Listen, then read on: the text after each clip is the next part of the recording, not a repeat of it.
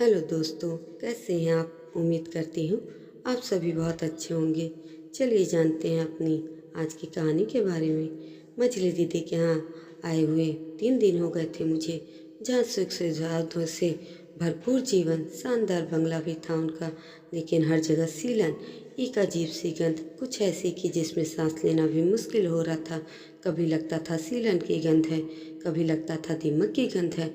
हर दिन हर पल दीमक का साम्राज्य बढ़ता हुआ दीदी जीजा जी के चेहरों से होता हुआ, उनके दिलों से उतरता हुआ उनके रिश्तों में घुसता जा रहा था। जीजा जी इतनी जल्दी ऑफिस क्यों जाते हैं।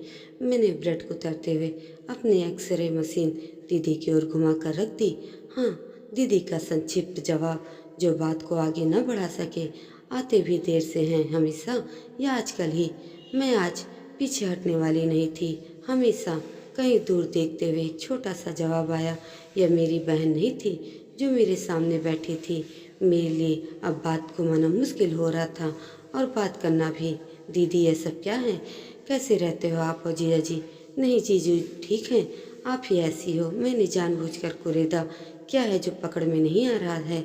हाँ, मैं ही ऐसी हूँ। स्पष्ट स्वीकृति, यह मेरे लिए अप्रत्याशित था।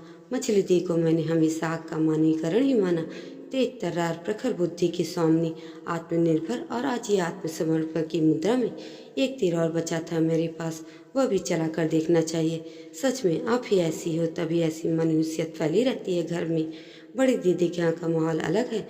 वहाँ सब कुछ मांगता चाहता, कितना हंसी मजाक चलता रहता है दोनों के बीच में। वहाँ मेरा ज़्यादा मन लगता है। आखिरी पंक्ति बोलते हुए मुझे लगा, बात जानने की जिद में दीदी का मन तो नहीं दुखा गई मैं। सही कह रही हो छोटी, दीदी के यहाँ का माहौल अलग है। जीजा जी बहुत प्यार करते हैं दीदी को। यह बात कहते हुए दीदी ने चाय का एक घूंट भरा। चाय की भाप उनकी आंखों में उतर आई थी। दी, मुझे नहीं बताओगी। मैंने उनका हाथ पकड़ लिया। प्यार वाली बात कहाँ से आ गई। आपको भी तो जीजू। नहीं रे, दीदी ने मेरा हाथ सहलाते हुए कहा। यह मुझे प्यार नहीं करते। मैं अवाक रह गई। इतनी बड़ी बात दी इतनी सहजता से कैसे बोल गई। बहुत देर सन्नाटा पसरा रहा। दीदी संभलने की कोशिश कर रही थी और मैं उनके संभलने का इंतजार। उनके आंसू चावों में गिर रहे थे।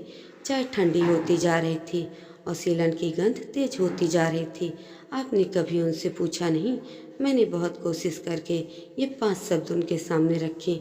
इसमें पूछने जैसी क्या बात है। कारण मुझे पता है। दीदी ने मेरी ओर देखते हुए आंसू पूछे। जानती हो छोटी, पति कभी भी अपनी पत्नी को नहीं, उसकी दुर्बलता को प्यार करता है। यह दुर्बलता उसके अहम को संतुष्ट करती है। वह कुछ ऐसा महसूस करता है जैसे एक अंधे को हाथ पकड़कर सड़क पार करा रहा हो। मैंने झटके से हाथ पीछे खींच लिया। यह नहीं हो सकता, ऐसा हो ही नहीं सकता। दी, ये सब फालतू बातें हैं। आप मुझे गोल गोल घुमा रही हैं। यह सच है छोटी। एक उदास मुस्कान दीदी के चेहरे पर फैल गई। तुम बड़ी दीदी की बात कर रही थी ना। दीदी का डर ही उनके रिश्ते को मजबूत बनाए हुए है। हर बात में मैं यह नहीं कर सकती हूँ। मैं वहाँ अकेले नहीं जा सकती हूँ। आप बताइए ना, यह कैसे होगा। यह मेरे बस का नहीं है। यही वो सब कमजोरी हैं जो जीजा जी के अंदर बैठे पुरुष को संतुष्ट करती रहती है और सब कुछ अच्छा चलता रहता है। तुमने सुना नहीं है, जब हम सब लोग इकट्ठा होते हैं, जीजा जी अपनी उपलब्धियों वाली फाइल खोलकर बैठ जाते हैं। बीए करके आई थी, हमने इसे एमए कराया। या फिर कार चलाने में हाथ पैर कांपते थे इसके, हमने इसको खूब प्रैक्टिस कराई।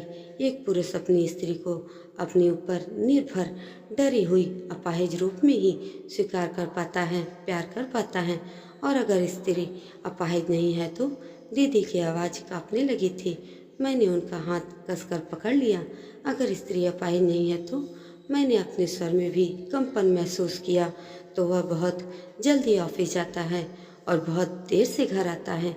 दीदी पथराई आंखों से मुझे देखते हुए बोली। और तब मुझे समझ में नहीं आया कि पूरे घर में गंध सीलन की थी या दीमक की। दोस्तों, इस कहानी से आपको क्या सीख मिली, कमेंट करके ज़रूर बताइएगा। और ऐसे ही अन्य कहानियों के लिए मेरे चैनल को भी सब्सक्राइब ज़रूर करिएगा। धन्यवाद।